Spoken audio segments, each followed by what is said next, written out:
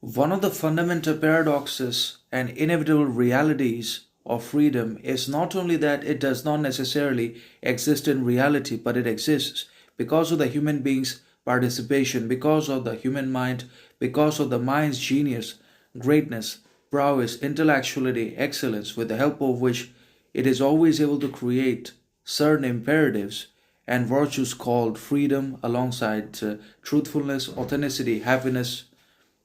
hope, and relationships. These all have been brought into existence not only by the human beings but also by their mind, by their psyche, which literally cultivates and develops all of these subjective states, and that subjectivity eventually becomes objectivity, which we literally actualize, which we consider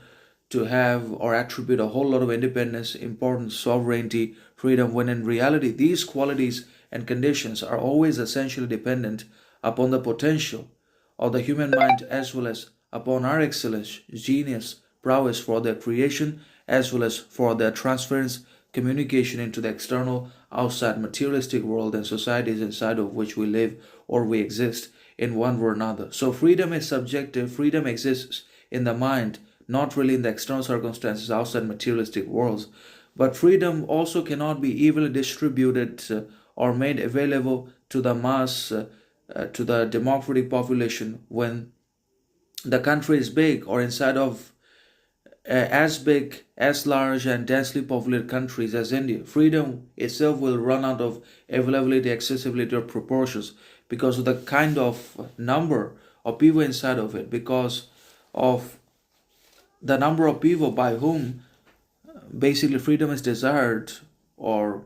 they just won't be able to access it on the basis of their wealth, riches, education. They will have it, and they do not have these things, then they won't have access to freedom. And it's also about being alone. It's about self freedom, also, alongside self understanding, self knowledge, self respect, and sufficiency that can really lead to and provide us with some genuine freedom, organic talent, original sovereignty, independence,